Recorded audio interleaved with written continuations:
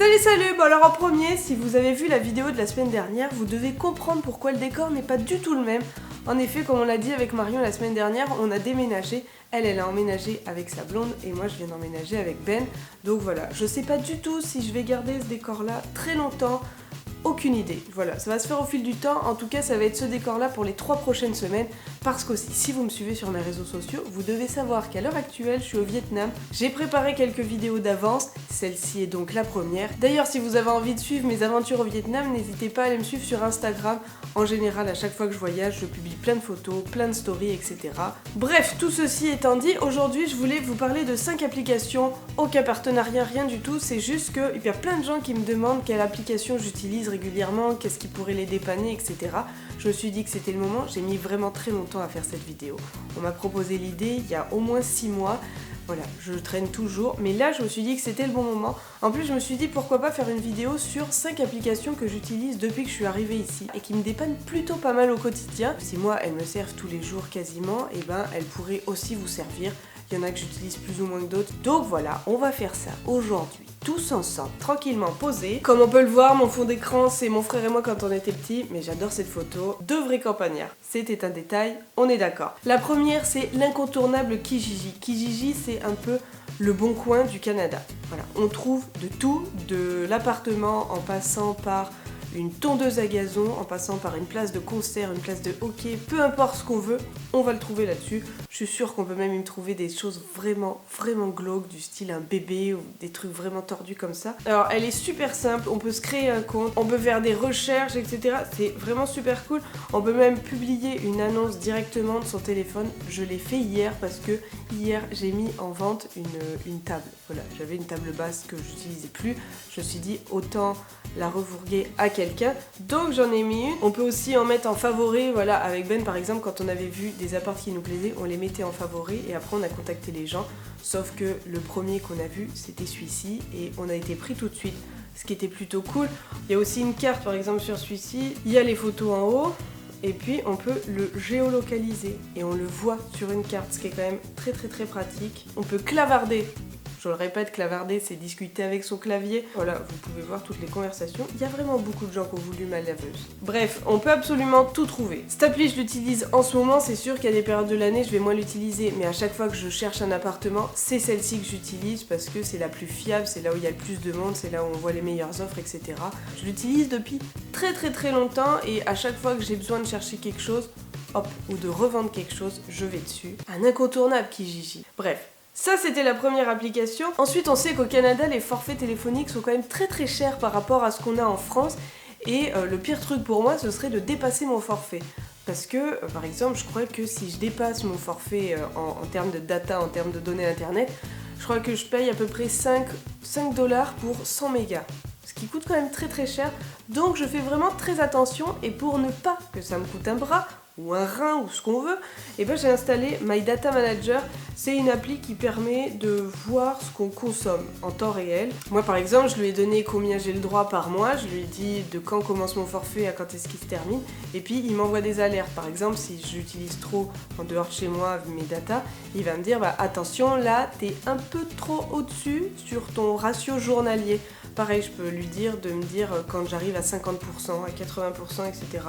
Il y a plein de petits réglages. Moi voilà, mes alarmes, je lui mets plein d'alarmes. Quand j'ai 80% de la limite atteinte, mon budget quotidien atteint, voilà, on peut lui en mettre plein. Moi je sais que je fais très attention. Là au moins tu sais, parce qu'on fait pas forcément attention à combien il nous reste, combien on a dépensé, etc.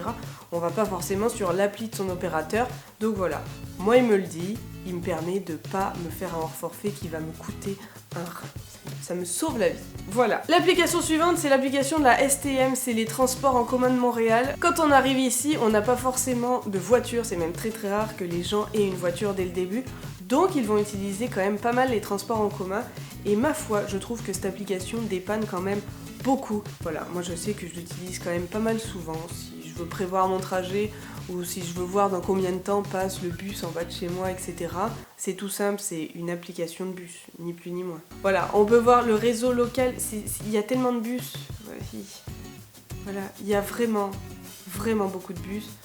mais c'est quand même bien pratique. Il y a les bus de nuit, il y a les bus express. Voilà, on voit aussi le plan du métro, les différentes lignes, etc.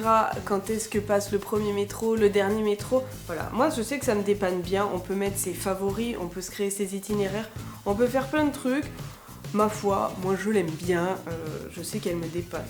Elle me dépanne tout le temps. Quand on doit rentrer chez nous et puis qu'on sait pas dans combien de temps passe le bus, moi j'avais un bus dans mon premier boulot, il passait très très rarement. Voilà, je pense que c'était tout aux 20 ou 30 minutes, donc j'étais quand même mieux de regarder avant que de me geler pendant 20 minutes dans le froid. Voilà. Ensuite, mon avant-dernière application, c'est Météo Média. C'est un peu comme le Météo France, sauf que c'est ici. On l'aura compris, hein, Camille, réfléchis un peu. C'est une application météo, mais ici le temps change tout le temps. Voilà, il faut jamais sortir sans avoir regardé la météo parce qu'on peut partir avec un beau temps et puis rentrer avec des trombes d'eau ou de la neige. Faut toujours regarder la météo ici avant de partir.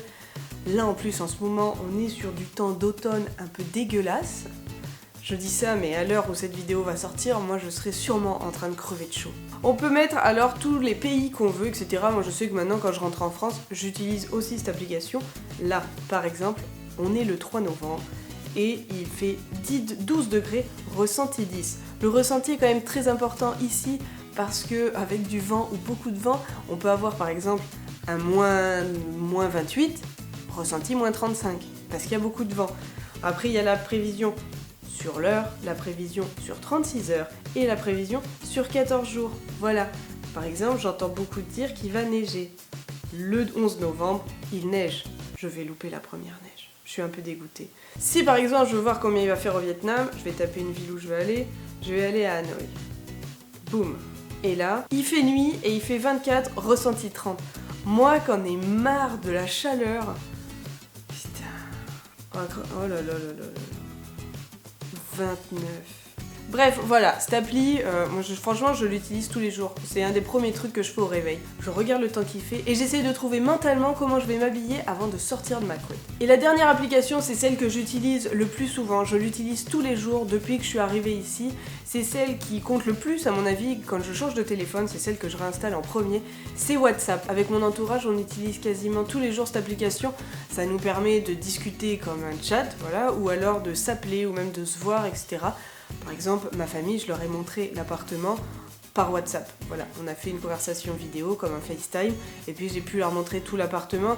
On peut s'envoyer des messages vidéo, des messages vocaux, des photos. Voilà, j'utilise vraiment cette application tout le temps.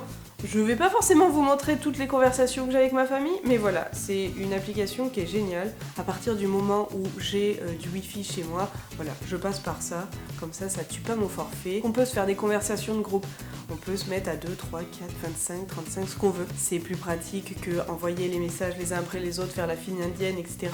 Là au moins, on se passe tous les photos en même temps, etc. J'adore, je suis ultra fan de cette application. Même mes petites sœurs, je leur ai installé sur leur tablette depuis que je suis partie.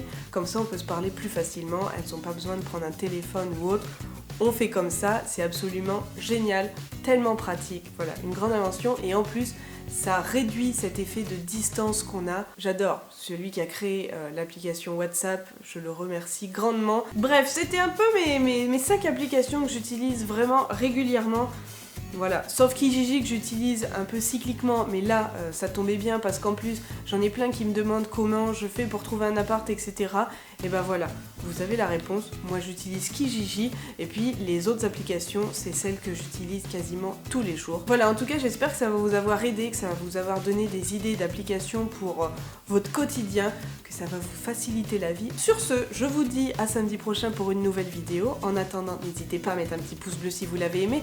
N'hésitez pas à me mettre dans les commentaires quelle autre application vous utilisez au quotidien et qui vous facilite la vie, que vous soyez expat ou non, peu importe, je m'en fous, toute application est bonne à prendre. Vous pouvez aussi me retrouver sur mes différents réseaux sociaux, partager cette vidéo et bien évidemment, comme je le dis à chaque fois, vous pouvez vous abonner. Allez, bisous bisous, je vais mourir de chaud au Vietnam.